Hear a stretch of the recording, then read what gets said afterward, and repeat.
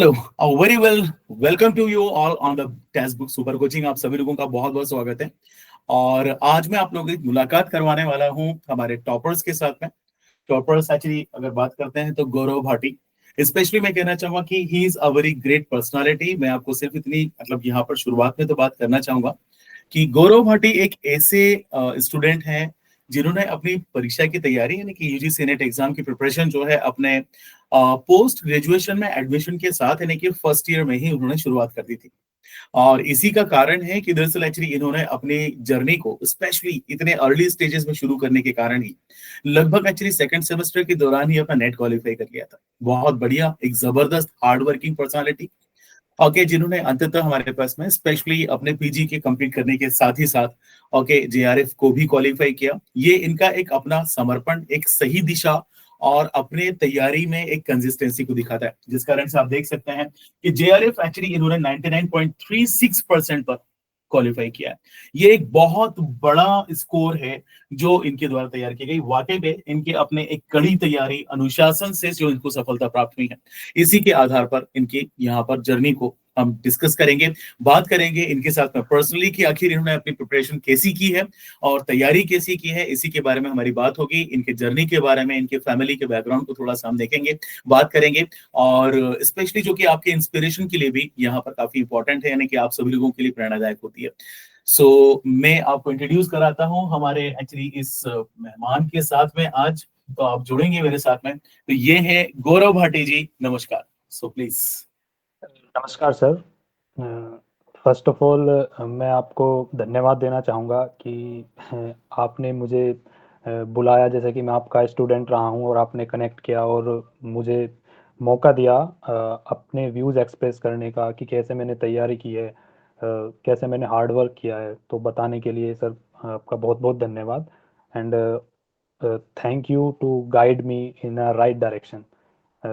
Just because of you and just because of your direction, sir, under your guidance, I would able to qualify my JRF examination finally.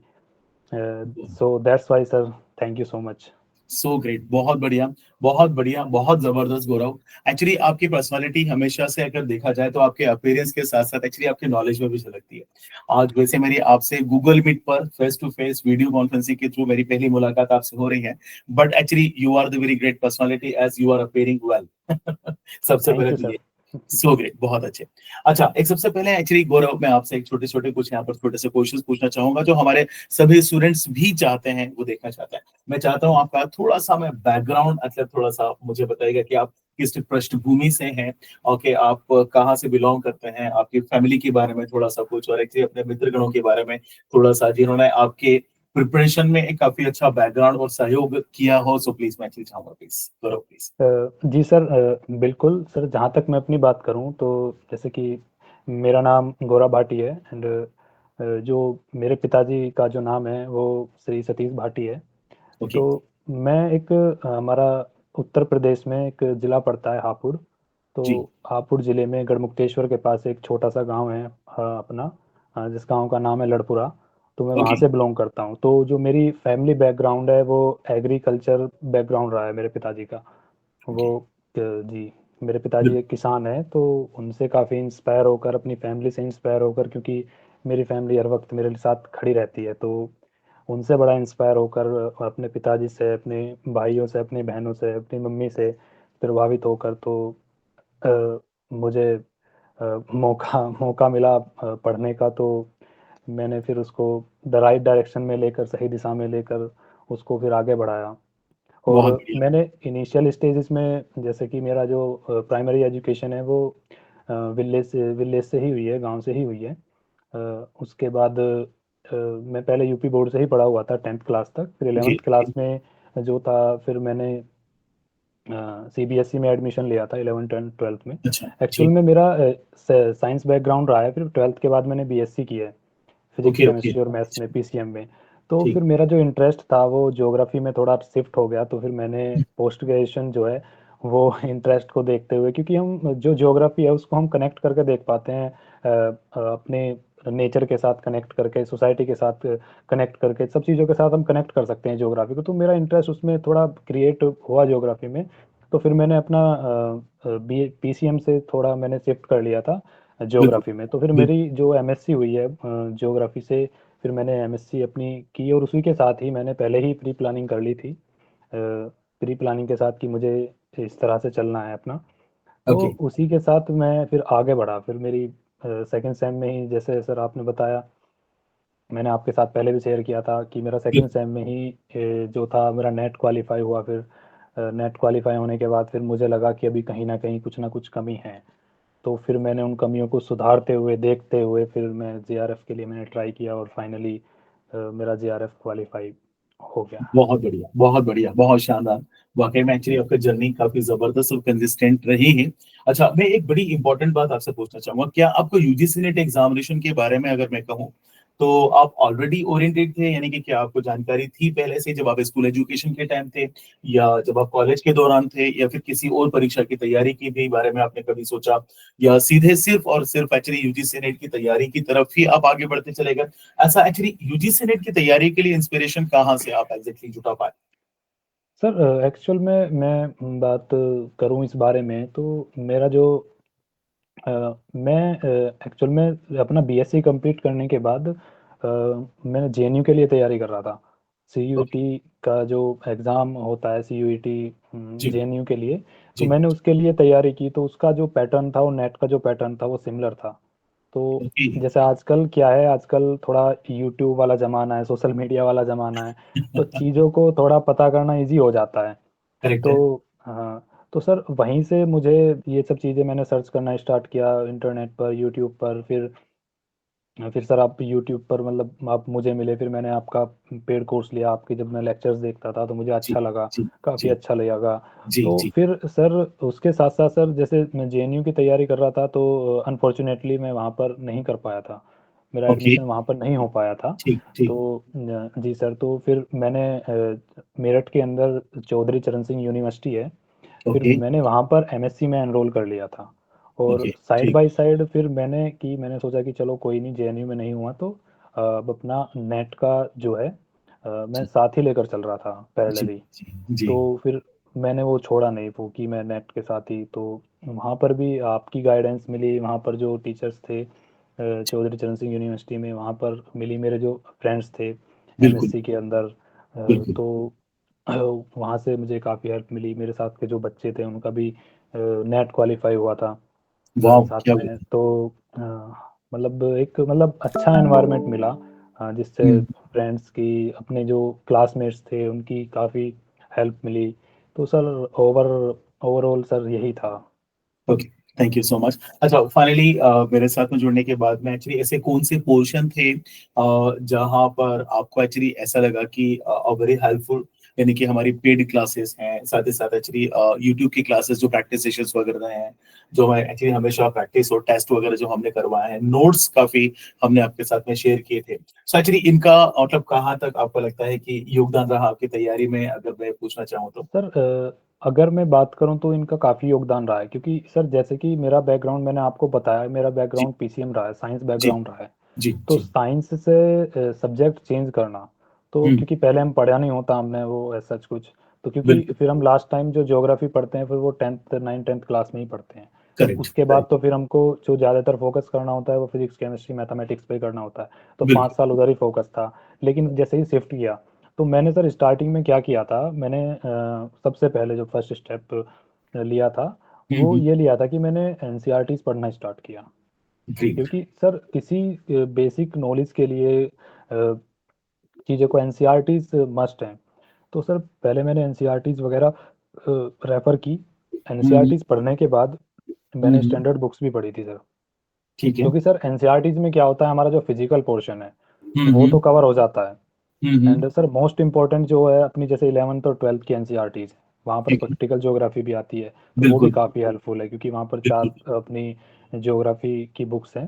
तो लेकिन sir फिर जो next जो ये जो physical part होने के बाद और ज्योग्राफी ऑफ इंडिया कंप्लीट होने के हम्म बाद हम्म। तो नेक्स्ट जो टास्क था जो मेरे लिए, वो जैसे कि ज्योग्राफिकल थॉट हुआ, करेक्ट, मॉडल्स एंड थ्योरीज हुआ, ज्योग्राफिकल टेक्निक्स हुआ, तो करेक्ट, जैसे पॉलिटिकल ज्योग्राफी हुआ, यस, तो इनसे भी काफ़ी क्वेश्चंस आते हैं। तो बिल्कुल, उसके लिए मुझे जो जैसे आपके जो नोट्स थे, क्योंकि सर जी, मैंने जनरल अंडरस्टैंडिंग जो थी वो पहले ही डेवलप कर ली थी जी, जी, एनसीईआरटीज़ के थ्रू, स्टैंडर्ड बुक्स के थ्रू। करेक्ट, करेक्ट, फिर सर आपके जो लेक्चर्स देखता था मैं, हम्म, यूट्यूब पर देखता था। बी ओके, ऑनेस्टली पहले स्टार्टिंग में मैंने रैंडमली देखा था जी, आपको जी, कि जी, अ, बिल्कुल, जी। तो फिर मैंने देखा कि आप जो है एक तो कंसाइज जो नोट्स होते हैं आपके, जी, जो रिवीजन में बड़ा काफ़ी हेल्प किया उन्होंने मेरा। ओके, और दूसरा जो आप सेशंस लेते थे, क्योंकि हम्म, आपका एक तो सेशन होता है जो पेड में लाइव, जो जी, क्वेश्चन प्रैक्टिस कराते थे आप। जी, जी, किसी में 20 क्वेश्चंस, किसी में 30 क्वेश्चंस, जी, इस तरह से जी, आप लेकर आते थे। फिर मैराथन्स भी लेकर आते थे, 50 क्वेश्चंस बिल्कुल, की, 100 क्वेश्चंस की। और बिल्कुल, फिर सर अब आप यूट्यूब पर भी क्वेश्चन लगाते थे, जी, लगवाते थे। तो मैं हम्म, मिस नहीं करता था उसको कभी भी, क्योंकि दैट्स वो जो पोर्शन था वो उसने मुझे काफ़ी हेल्प की, क्योंकि आप जितने भी पीवाईक्यूज थे वो सभी जी, प्रैक्टिस करवाते थे। उसके अलग भी काफ़ी सारे क्वेश्चंस आप मतलब थ्योरी के साथ, theory hmm, plus questions okay, with conceptual clarity. तो ये जो आपसे मैंने सीखा, तो इसमें मुझे बड़ी हेल्प हेल्प मिली सर, मुझे जी, काफ़ी। जी, जी, जी थैंक जी। You so much. अच्छा, मैं एक चीज़ और यहाँ पर मैं जोड़ना चाहूँगा। अच्छा, आपने कहा कि आपका जो मतलब ऐसे ग्रामीण पृष्ठभूमि से आप जैसे बिलॉन्ग करते हैं, तो जी वहाँ मैं कहना चाहूँगा कि क्या शुरुआती स्कूल के टाइम पे आपका मीडियम ऑफ लैंग्वेज क्या रहा था? इंग्लिश सर, या हिंदी? स्टार्टिंग में तो मेरा हिंदी रहा था, तो हिंदी मुझे में, फिर मुझे बाद में काफ़ी फिर डिफ़िकल्ट ग्रेजुएशन हुआ में था। आकर के नहीं सर, मेरा 11th में फिर मैंने चेंज किया था। 10th क्लास तक मेरा हिंदी मीडियम था, तो 11th क्लास पे मैंने स्विच किया था फिर हिंदी मीडियम से इंग्लिश मीडियम सीबीएसई में। तो मुझे काफ़ी मतलब अ, थोड़ा बहुत डिफ़िकल्ट पड़ा था, क्योंकि सब कुछ इंग्लिश में ही था। हाँ जी। और थोड़ा मैं रूरल बैकग्राउंड से था, लेकिन वहाँ पर जो टीचर्स थे और मेरे दोस्त थे, तो हुँ, मुझे काफ़ी फैमिली सपोर्ट, दोस्त सर, इसमें सर मैं बहुत लकी हूँ कि मुझे फैमिली सपोर्ट भी और फ्रेंड्स का सपोर्ट भी। फ्रेंड्स का और सपोर्ट। सर, ये सर और टीचर्स भी मुझे मतलब अच्छे मिले हैं, हमेशा से सपोर्ट ही करते सो हैं। ग्रेट, जी बहुत सर। बढ़िया। अच्छा, एक्चुअली यहाँ मीडियम ऑफ लैंग्वेज को लेकर के क्लासेस में मतलब आपको कैसा महसूस हुआ? हिंदी और इंग्लिश को लेकर के अगर मैं कहूँ तो नहीं सर, मतलब लेवल पे? उसके बाद क्या था ना, एक एक बेनिफिट था मेरे पास, हुँ, हुँ। क्योंकि सर एक तो 10th क्लास से मैंने हिंदी पढ़ी थी। हुँ, हुँ, बिल्कुल। तो अब सर उसके बाद फिर मैं कंप्लीटली इंग्लिश पे शिफ्ट हो गया था। तो ओके, उसके बाद तो मैं फिर इंग्लिश में ही पढ़ना, अपना 11th 12th graduation post graduation सब इंग्लिश में ही। तो अ, जो जैसे कि मैं फिर दोनों लैंग्वेज पर, मेरा सब्जेक्ट को अगर पढ़ने के पास, मैं दोनों लैंग्वेज ही पढ़ लेता था। फिर इंग्लिश तो मेरी बहुत ही ज़्यादा मतलब काफ़ी अच्छी हो गई थी चीज़ों को करने के लिए, लेकिन ओके, उसके साथ साथ मैं हिंदी भी पढ़ लेता था। तो ओके, अगर कोई क्वेश्चन मुझे समझ नहीं आ रहा था, तो मैं हिंदी से जाकर उसको निकाल लेता था वहाँ पे, कि हिंदी और इंग्लिश में पढ़कर। तो वाह! ये था सो मेरे ग्रेट। पास। बहुत बढ़िया। तो ये आपके पास में एक पॉजिटिव पॉइंट रहा हमेशा जी सर। के माध्यम को लेकर के एक्चुअली आपका लगभग लगभग दोनों ही भाषाओं पर एक मतलब अच्छा मतलब समझ पैदा हो चुकी थी, जिसने यस आपकी सर। तैयारी में कंटेंट को लेकर के कहीं किसी प्रकार की कोई समस्या पैदा नहीं करी, है ना? तो ये एक आपके यस सर। पास में पॉजिटिव पॉइंट और सकारात्मक रहा। तो बहुत बहुत बहुत कॉन्ग्रेचुलेशन, एक्चुअली आपको वापस एक बार और बहुत बहुत बधाइयाँ, ओके, आपके इस बहुत बड़े सक्सेस के लिए। अच्छा, एक आखिरी में मैं एक्चुअली आपसे छोटा-सा बोलना चाहूँगा कि काफ़ी प्रतिभागी हैं जो अभी हमारे साथ में जुड़े भी हुए होंगे, ओके, और साथ में जुड़ेंगे भी तो मतलब क्योंकि एक सक्सेसफुल कैंडिडेट वाक़ई में एक इंस्पिरेशन होता है, एक बहुत बड़ी प्रेरणा होती है, सभी स्टूडेंट्स के लिए, ओके, और वे सभी जानना चाहते हैं कि आखिर एक्चुअली वो सक्सेस क्या क्या कोई की है, क्या कोई कुंजी है या फिर एक्चुअली क्या मतलब एक्चुअली सिर्फ़ कह सकते हैं कि किसी भी तरीके से तैयारी करो और मतलब हमारा क्वालीफाई हो जाता है या फिर कुछ विशेष रूप से अगर हम कहें तो एक पथ को वास्तव में मतलब हमें पाना होता है उस लक्ष्य की तरफ जाने के लिए एक किसी निश्चित मार्ग का अनुसरण करना बहुत ज्यादा जरूरी है, ओके, या किसी विशेष प्रकार की हमें रूटीन या दिनचर्या को रखना बड़ा आवश्यक है। ऐसा कुछ मैं चाहूंगा कि हमारे स्टूडेंट्स को आप अपनी तैयारी के दौरान, ओके, आपने क्या-क्या ऐसा कुछ किया जिसने आपको इस अचीवमेंट, इस उपलब्धि तक ला करके खड़ा कर दिया, पहुँचा दिया? ओके, मैं आपकी एक उस जर्नी को मैं थोड़ा-सा चाहूँगा कि एज़ अ मैसेज एक संदेश के रूप में ताकि आपके सहपाठी भी जो हैं, आपके जो सहभागी हैं, जिन्होंने इस परीक्षा की तैयारी अभी कर भी रहे हैं, शुरू भी हैं, सो उनके साथ में आप साझा करना चाहेंगे, सो प्लीज़? जी सर, बिल्कुल। तो सर मैं तो ये कहना चाहूँगा स्टार्टिंग में ही, कि जैसे कि मैं अभी भी एक स्टूडेंट हूँ और मैं स्टूडेंट ही बना रहना चाहता हूँ लाइफ टाइम। तो सर मेन चीज़ है सर कि जो भी चीज़ हम पढ़ते हैं, पहली बात तो उसको हमें इंटरेस्ट के साथ पढ़ना चाहिए, इंजॉय करके पढ़ना चाहिए। ये नहीं कि हमारे लिए कोई मतलब कंपल्सन है या फिर कि कंपलसरी, ये सब चीज़ें नहीं। पहली बात तो हमें पहले खुद अपना इंटरेस्ट डेवलप करना चाहिए। इंटरेस्ट के साथ, इंजॉय के साथ तुम पढ़ोगे तो तुम्हारी जो एफिशिएंसी है वो 4 या 6 घंटे में, 8 घंटे में भी आ सकती है। लेकिन अगर इंटरेस्ट के साथ नहीं पढ़ रहे हो, कि वो रहता है ना कि किताब सामने रखी है तो ध्यान कहीं और है, अगर तुम 12-15 घंटे या 13 घंटे ऐसे ही पढ़ रहे हो तो उसका कोई फायदा नहीं है। लेकिन अगर पढ़ रहे हो तो सही टाइम देकर तो पढ़िए और इंटरेस्ट के साथ पढ़िए। और दूसरी बात क्या है, कंसिस्टेंसी। सर बिल्कुल। कंसिस्टेंसी बहुत मैटर करती है। और दूसरा अपना एग्ज़ाम के पैटर्न को समझना। जैसे कि हम पहले बात करें तो किसी एग्ज़ाम के बारे में सबसे पहले तो हमें जानकारी कर लेनी चाहिए कि किस तरह का हमारा एग्ज़ाम है, ये किस तरह का पैटर्न है, क्या क्या इसमें कितने क्वेश्चंस आते हैं, क्या सिलेबस है इसका, नेगेटिव मार्किंग होती है या नहीं होती है। ठीक है। तो इस तरह बिल्कुल। की चीज़ें कि पेपर वन, पेपर टू, तो क्योंकि सर जेआरएफ की अगर कहीं ना कहीं बात करें तो दोनों पेपर ही बहुत इंपॉर्टेंट बन जाते हैं हमारे, पेपर वन भी और पेपर टू भी। तो बिल्कुल। क्योंकि अगर सर आप एक ही पेपर में स्कोर कर रहे हो, दूसरे में नहीं कर रहे हो, तो फिर वो नेट तक ही रहता है। क्योंकि सर मेरे साथ यही हो रहा था। क्योंकि सर ओके। मेरा जो ज्योग्राफी वाला पार्ट था तो मेरा मतलब उसमें हर बार ही अच्छा स्कोर जाता था ओके। और और मेरा हो जाता था। लेकिन हम्म। जो मेरा पेपर वन था वो मैं उसमें लैग कर रहा था, जिसकी वजह ओके। से मेरा जेआरएफ तक मैं नहीं पहुंच पाता था। ओके। लेकिन मैंने फिर अपना पेपर वन इम्प्रूव किया। बिल्कुल। इम्प्रूव करने के बाद फिर मैंने पेपर टू पर भी और ज़्यादा ध्यान दिया। ओके। क्योंकि जैसे मेरे क्वेश्चंस 4-5 क्वेश्चन लैग रह जाते थे पेपर ठीक। टू में, तो ठीक। इस बार जो थे उस पर मैंने ज़्यादा ध्यान देते हुए उनको भी इम्प्रूव किया। तो मैंने दोनों पेपर को साथ लेते हुए, दोनों पेपर का इक्वल इम्पोर्टेंस देते हुए सर फिर मैंने एक तो कंसिस्टेंसी रखी और दूसरा डिसिप्लिन।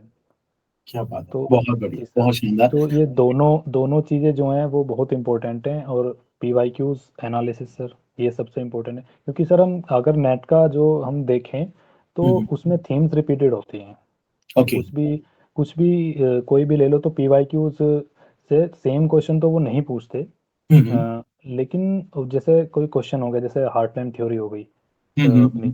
तो हार्टलैंड थ्योरी हो गई तो उस पर क्वेश्चन बनता ही है। ठीक बिल्कुल। है। ठीक है। तो और सर जैसे कि अपना लैंडफॉर्म्स हो गए, उन पे क्वेश्चन आता ही है। हाँ, नहीं, तो बिल्कुल करेक्ट। ये सर जैसे बुक्स हो गई, बुक्स पूछते हैं, जैसे अपने जो ग्रीक जोग्राफर्स थे या फिर कोई बिल्कुल इम्पोर्टेंट हो गए, तो करेक्ट। इनके बारे में सर पूछते ही हैं। वो फैक्चुअल डाटा थोड़ा इम्पोर्टेंट हो जाता है इसमें। बिल्कुल तो करेक्ट। वो तो रटना ही है, वो बार बार रिपीट। तो उसके लिए क्या कर सकते हैं आप लोग की जो स्टूडेंट्स हैं, वो सीट बना सकते हैं अपनी।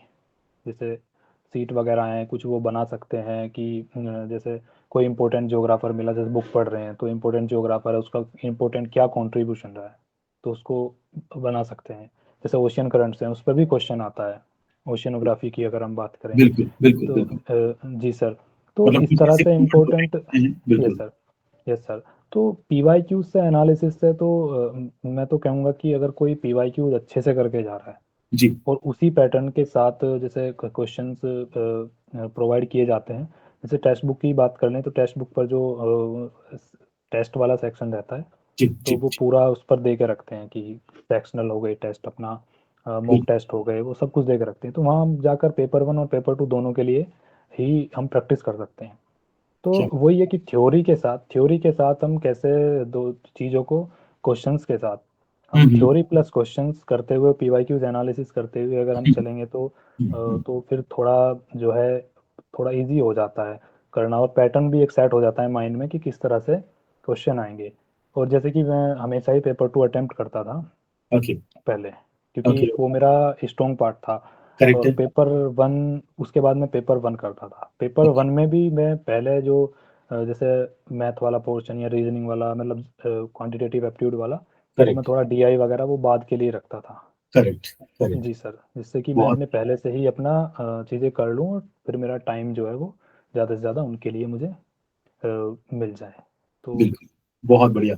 सो great, thank you so much. Thank you so much actually Gaurav.